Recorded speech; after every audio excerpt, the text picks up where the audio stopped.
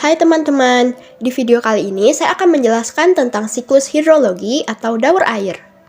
Sebelumnya, apakah kalian pernah mendengar atau tahu apa itu siklus hidrologi?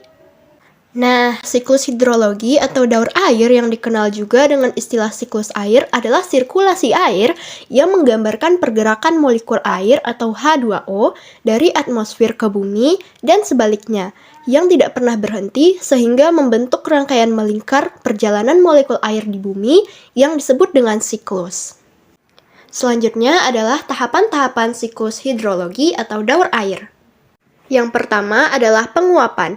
Penguapan dibagi menjadi 3, yaitu A. Evaporasi. Evaporasi dalam proses penguapan ini terjadilah perubahan air dari bentuk yang awalnya cair menjadi bentuk gas. Ketika matahari memancarkan panasnya menuju bumi, keberadaan air yang di sungai, danau, maupun lautan pasti akan menguap menjadi bentuk gas.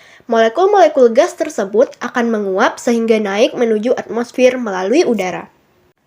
B. Transpirasi. Transpirasi adalah proses ketika air menguap dari tanaman, terutama melalui daun. Hal tersebut juga dapat berpotensi untuk mengembalikan uap air kembali ke udara.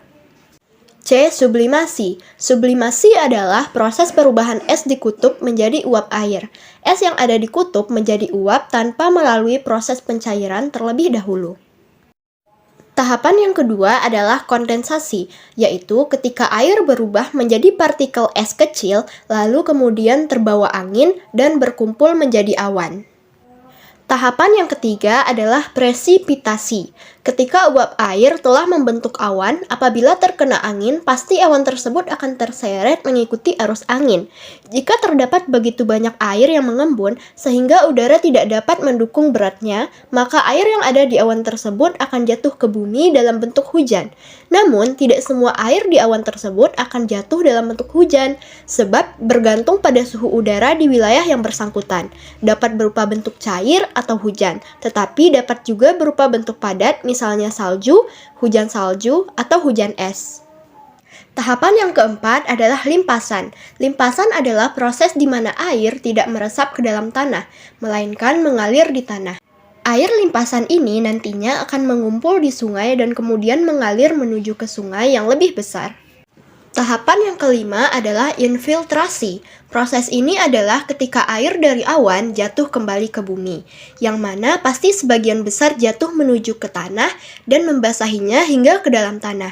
Air-air tersebut kemudian berkumpul di bawah tanah, terutama di lapisan batuan, pasir, atau kerikil yang dapat dinamakan sebagai akuifer, alias air tanah. Tanah tersebut nantinya akan merembes hingga ke bagian bawah sungai, sehingga akan memberikan aliran air bahkan setelah hujan berhenti. Selanjutnya, kita akan mengenal jenis-jenis siklus air. Yang pertama yaitu siklus air pendek atau disebut juga sebagai siklus air kecil.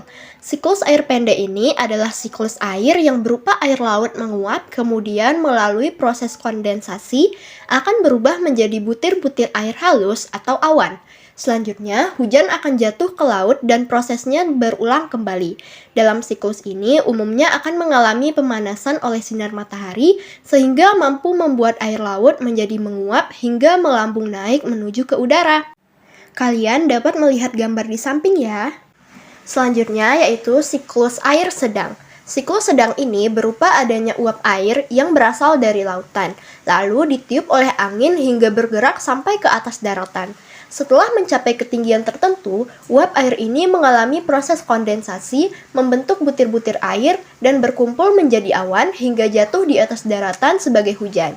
Air hujan di daratan nantinya akan mengalami kembali ke laut melalui sungai, permukaan, tanah, atau resapan di tanah. Yang terakhir yaitu siklus air panjang atau disebut juga dengan siklus air besar. Dalam siklus panjang ini berupa adanya uap air yang berasal dari laut.